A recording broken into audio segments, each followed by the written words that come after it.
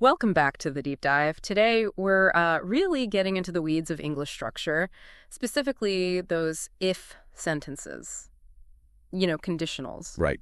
They're absolutely key, aren't they? Yep. For possibilities, hypotheticals, even looking back at things that, well, didn't happen. Exactly. And the source material we've got here is, it's great. It's kind of layered, like levels in a game, starts basic, then gets pretty complex. Yeah, it's a good structure. Takes you up step by step. So that's our mission for this deep dive. We're going to climb those levels with you, unpack the rules, the nuances hidden in there. The goal isn't just a list, right? It's about really getting how they work. Totally. So you can use them confidently, describe whatever situation, real or imagined, just getting that quick but really thorough insight. Okay, where do we start? Level 1. Let's do it. Right at the foundation, possibilities and facts. Okay, so the basic building blocks first.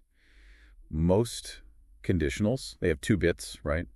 An if clause, that's the condition. And a result clause. What happens if the condition is met? Simple enough. Yeah. And the source kicks off with first conditionals. These feel pretty direct. They're about things that could actually happen, real possibilities in the future. Like if it rains tomorrow. Right. But here's the slightly weird part, the thing that trips people up sometimes. The tense in the if part. Exactly. You're talking future, but you use a present tense, usually present simple. Yeah, it does feel a bit counterintuitive, but, think about other time words for the future like when or as soon as. Right. Like, when she gets here, I'll call you, not when she will get here. Precisely. The if in a first conditional is working in a similar way. It's setting up the future time frame, but with a present tense. Okay, that connection helps. So rule for first conditional, present tense in the if clause for the future condition, and then a future form like will or going to in the result clause. Spot on. If it rains tomorrow, present tense, future idea, we will stay inside, future result. And you can swap them around? Yep. We'll stay inside if it rains tomorrow. Same meaning, linking a possible future thing to a future outcome. Okay, simple possibility. Got it. But what about stuff that's just true? Always true. Okay, that brings us to zero conditionals, level 2. These seem simpler. They really are, structure-wise anyway. They're for general truths, facts, habits, things that just happen. And the rule? Super straightforward. Present simple in the if clause and present simple in the result clause too. Both present. Like if you heat water to 100 degrees Celsius, it boils. Fact. Exactly. Or if I don't get enough sleep, I feel grumpy. A personal truth or habit. Present. Present. Okay. The source also mentions some other words here, like unless. Yeah, unless is useful. It basically means if not.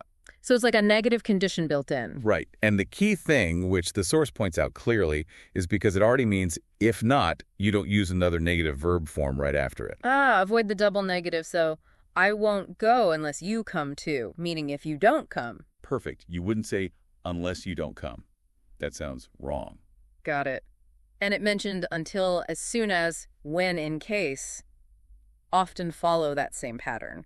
Present tense for the future. When they're introducing a future event, yeah. Just like if in the first conditional. Call me when you arrive, not will arrive. Okay, so that pattern holds for those time conjunctions too. Good connection. That's a key point. All right, so that's real possibilities, general truths covered. Now for the really interesting stuff, the unreal. Yeah, level 3 in the source, unreal conditionals. This is often where it gets a bit more challenging. Especially if your first language doesn't quite make this distinction grammatically, right? Exactly. The core idea here is that we're talking about things that are not real. They're imaginary, hypothetical, counterfactual situations outside of reality. And the source splits this imaginary world into 2 main types. First up, second conditionals. Right. These deal with unreal situations, but relating to the present or the future. The source had that great example. Something about being president. Yeah. If I were president, I would send everyone a cake on their birthday. It's memorable because it's clearly unreal. Why unreal? Because the speaker isn't president. Right. And probably won't suddenly become president tomorrow just for cake distribution purposes. It's a fantasy, an imagined present or future. And the structure there is key. Past simple in the if clause, if I were. Notice were is often used for all persons here. Kind of emphasizes the unreality. Standard for to be in this structure. And then would plus the base verb in the result I would send. Exactly. Imagining a different now or a different future. Okay. Unreal now future. That's second conditional. What's the other type? The third conditionals. These are also unreal, but they look back at the past. Ah, so regrets. Or just thinking how things could have been different. Yeah, both. Missed chances, alternative histories, that sort of thing. If I had known you were coming, I would have baked that cake. Ooh, okay. So the structure changes again. If plus past perfect. Yeah. Had known. Right. Past perfect in the if clause. And then would have plus the past participle would have baked in the result clause. So it's imagining a different past action leading to a different past result. Both unreal. Precisely. If something in the past had been different, something else in the past would have happened differently. So, quick recap. Second, conditional unreal present future using past simple and would. Third conditional is used unreal past using past perfect and would have. You got it. And that shift into past tenses, past simple, past perfect, in the if clause is the grammatical signal. It tells you, okay, we're leaving reality now. Which, as the source says, can be a big mental shift if your own language doesn't mark unreality with tense like this. Absolutely. It's about thinking differently of the situation itself. Okay, core difference is clearer now. But wait, it gets more complex, right? Level 4.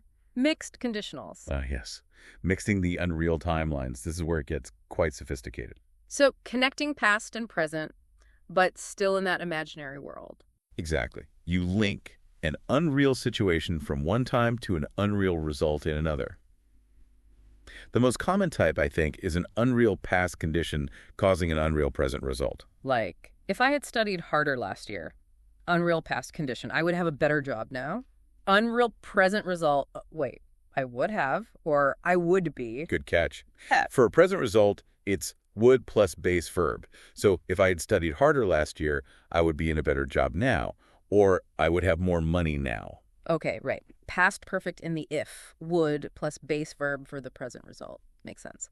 The source had that really good shyness example. Oh, yeah, that was brilliant for showing the nuance, contrasting if she wasn't so shy. Which uses the past simple, so that refers to her present state, right? Imagining she isn't generally shy now. Exactly. It's about her current personality being different and how her life now or future might be different as a result. Versus if she hadn't been so shy, using the past perfect. Right. That shifts the focus entirely. Now you're talking about her behavior during a specific time or event in the past, imagining she acted differently then. And that past difference could lead to a different past outcome, or maybe a different present situation, too. Like, if she hadn't been so shy at the party last week, she would have met more people, past result, or she would know more people now, present result. Precisely. That subtle tense change in the if clause, past simple versus past perfect, completely alters which unreal situation you're pinpointing. Is it her ongoing state or a past action? Wow. Okay. And the source mentions that time words like now or today in the result clause are often a big clue you might need that past to present mixed structure. Yeah, they signal a present unreal consequence stemming from an imagined past. And the advice to practice by thinking about your own life makes sense. You know, if I hadn't moved here or if I had taken that job. Mm-hmm. It makes the grammar real. Well, unreal, but relatable, grounding it in personal what-ifs. Okay. Deep breaths. We've done real, unreal, mixed unreal. Now for the final level. Level 5. The source calls these like specific tricky cases. Yeah, these are the finer points. Less common, maybe, but important for real precision. And sometimes they break the rules we just learned. Oh, great. Okay, what's first? Well, remember we said use present simple after if for future conditions. Yeah, in first conditionals. Mostly. But there's a specific time you do use the present perfect after if.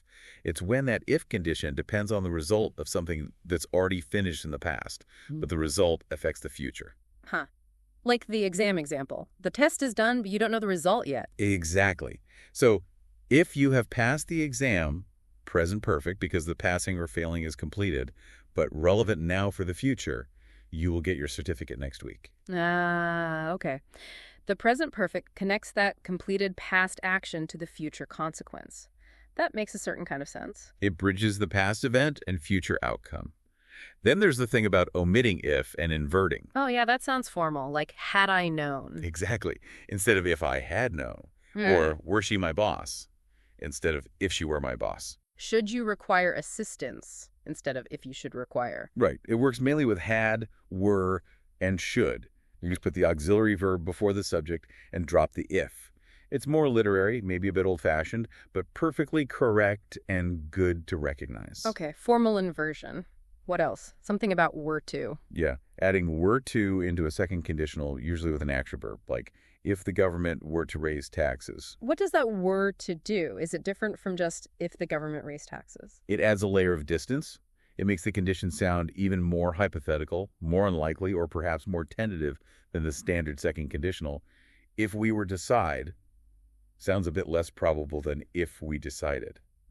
So it's like dialing up the unrealness a notch. Kinda, yeah. Or just making it sound more speculative. Not strictly necessary, but it adds that nuance. Interesting. Okay, now this next one sounded really weird.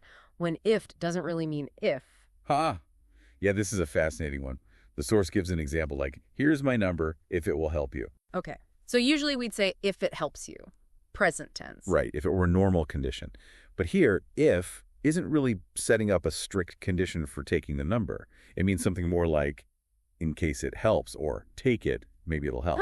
So because it's not that condition result link, the rule about no willa after if doesn't apply. In fact, using will here actually clarifies that if is being used in this in case sort of sense. Take my umbrella if it will make you feel safer. Wow, that's a proper exception. Completely flips the basic rule based on meaning. Okay. And the last one, an if clause on its own. Yeah, again, not really conditional sentence, more a politeness thing. Very formal, often British English, like a request. Example. If you would just sign here. Or if I could perhaps borrow your pen.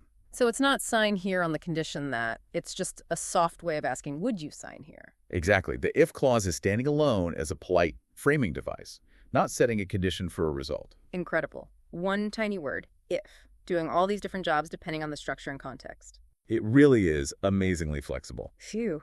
Well, we definitely climbed the structure, didn't we? From the ground floor, real possibilities, facts. Up through the unreal levels, the mixed up timeline. And then poking into all those really specific, sometimes odd corners with the exceptions and special uses in level 5. And understanding all those variations, how just changing a tense or adding a little word like to can shift the meaning. That's what gives you real precision in English. Yeah, it's not just about avoiding mistakes, is it? It's about choosing the right way to say exactly what you mean, whether it's real or totally imaginary. Absolutely. It lets you paint a much clearer picture of the scenario you have in mind. So thinking about all these ways if works, it really makes you reflect, doesn't it? On reality, possibility, how language, how tense shapes even the way we imagine things. What kind of new sentences might you create if you start playing around with these structures?